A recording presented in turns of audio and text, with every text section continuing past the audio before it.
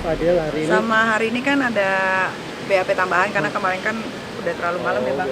Penetapan saksi ke tersangka ya pada malam hari ini tadi setelah gelar perkara sudah ditetapkan menjadi tersangka karena memang kita mempunyai alat bukti ya dari keterangan saksi lanjut dari keterangan ahli tentunya yaitu visum. Undang-Undang Perlindungan Anak pasal 76D junto pasal 81 ayat 1 dengan ancaman paling singkat 5 tahun dan paling lama 15 tahun. Doa gue yang dikabulin Tuhan. Terima kasih buat Polres Jakarta Selatan. Terima kasih buat Ibu Kanit PPA. Terima kasih untuk para penyidik. Bapak Kasat yang sudah 7 bulan menangani kasus ini akhirnya selesai malam hari ini. Terima kasih juga untuk Bude dan Pade yang sudah membuat anak saya Laura bisa kembali lagi sama saya, bisa memberikan keterangan yang sejujur-jujurnya. Terima kasih Bang Pami yang udah Niki anggap juga sebagai ayah angkat Niki. Saya yatim piatu, saya udah gak punya siapa-siapa, jadi Bang Pami, Bude, Pade adalah orang-orang yang selalu saya repotkan belakangan ini. Hari ini bisa kalian saksikan sendiri perjuangan saya untuk membela anak saya Laura. Walaupun saya dicaci, saya dimaki karena gak becus mengurus anak. Tapi hari ini sudah dibuktikan bahwa apa yang saya bilang itu semua benar. Saya cuma berharap setelah ini saya minta sekali sama orang-orang yang pernah memposting anak saya Laura, tolong dihapus. Yang sudah capek lelah selama 7 bulan ini. Terima kasih. Saudara Fadil Al-Fajar Bajili sebagai tersangka. Dan oleh karena satu dan lain hal sesuai dengan KUHP diatur bahwa penyidik dapat melakukan penahanan jika satu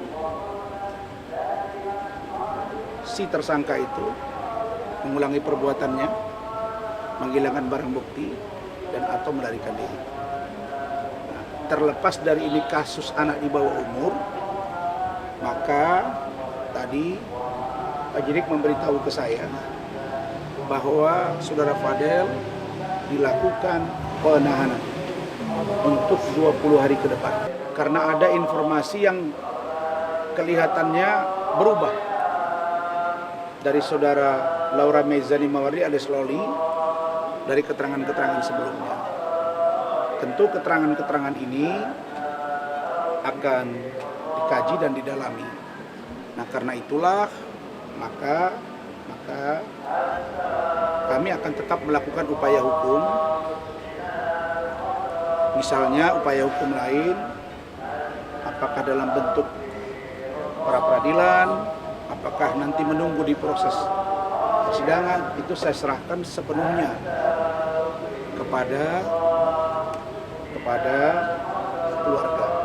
Setelah kita melakukan pemeriksaan, saksi sudah ditetapkan menjadi tersangka.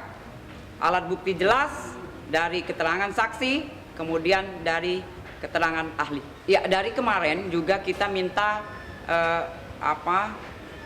pemeriksaan tambahan. Ya, setelah itu baru kita memeriksa VA. Semua ya keterangan dari LM sudah dipenyidik.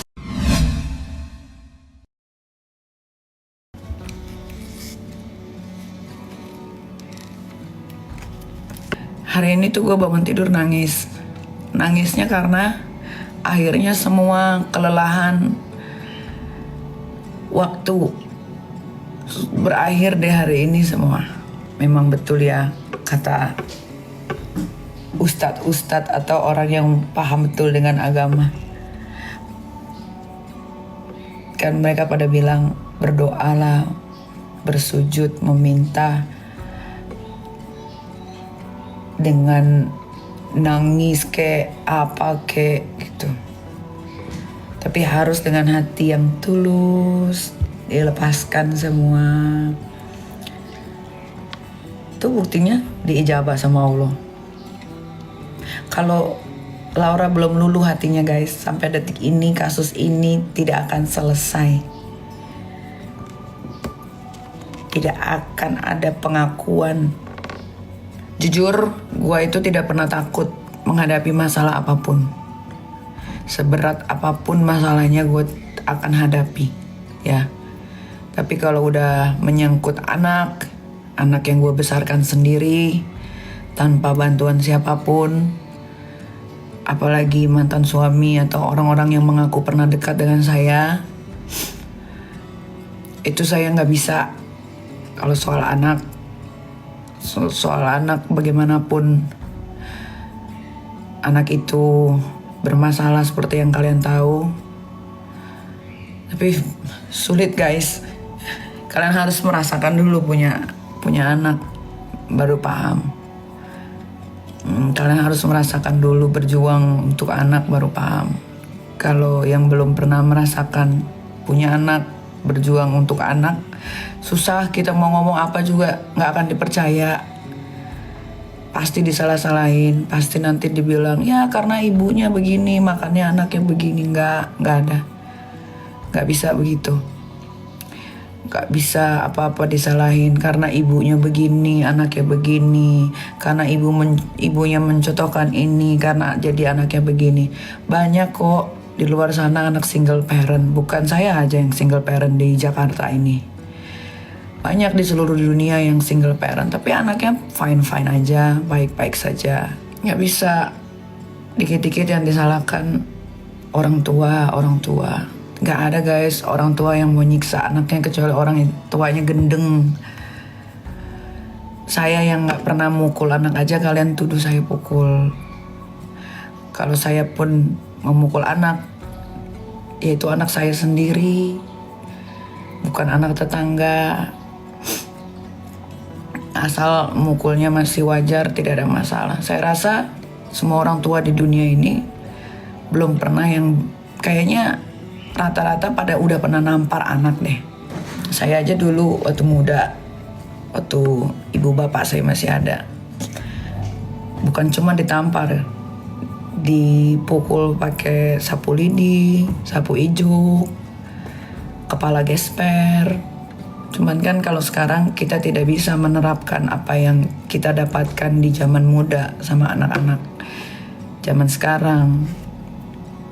Tapi kan waktu kasusnya Loli mencuat ke sosial media ini, seolah-olah saya yang dipersalahkan terus.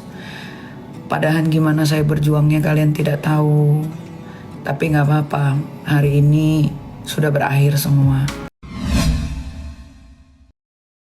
Untuk menegakkan marwah dan wibawa pengadilan, maka berita acara sumpah advokat atas nama Saudara Rasman Arif Nasution dan Saudara M. Firdaus Owibowo dinyatakan dibekukan oleh Ketua Pengadilan Tinggi yang melakukan penyumpahan. Yang bersangkutan tidak dapat menjalankan praktek sebagai advokat di pengadilan. Selanjutnya, penetapan Ketua Pengadilan Tinggi Ambon dan penetapan Ketua Pengadilan Tinggi Banten tersebut agar dipedomani seluruh pengadilan di tempat lingkungan peradilan di bawah Mahkamah Agung. Ini langkah yang tidak tepat, prematur, terburu-buru. Karena apa?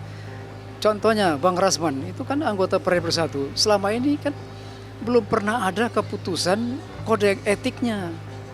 Nah ini yang harus dimasalahkan. Bagaimana seorang belum pernah dihukum kode etiknya kemudian dicabut atau dibekukan SK berita acara sumpahnya.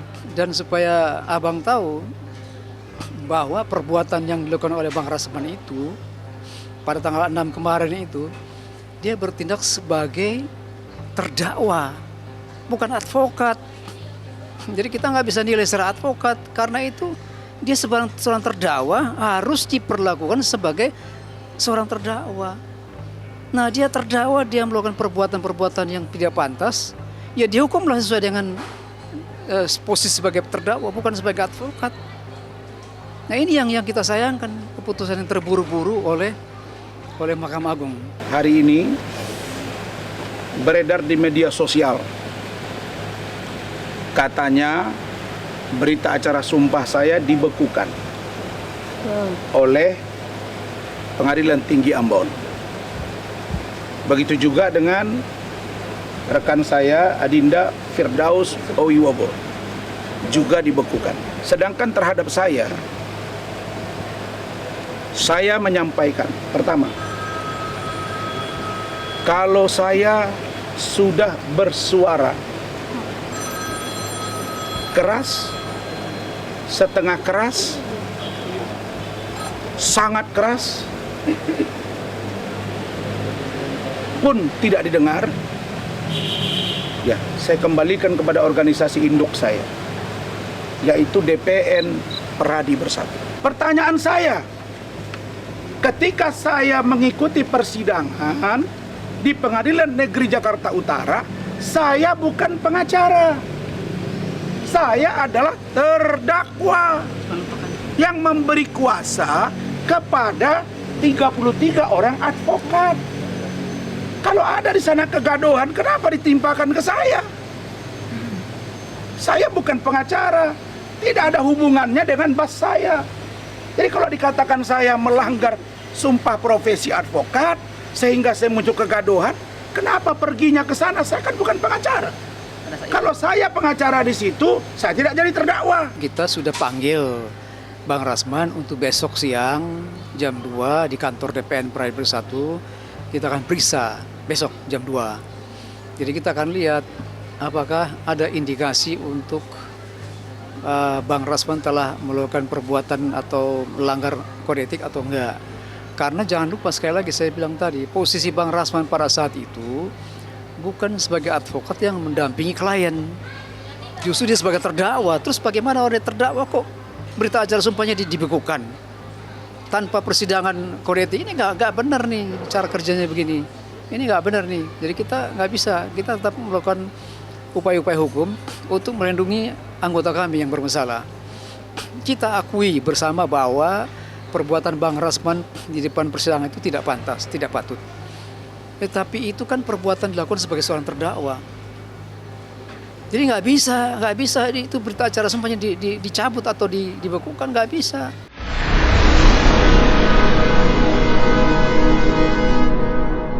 Jadi jangan lupa untuk subscribe Cumi Cumi. Ditekan ya tombol lonceng merahnya.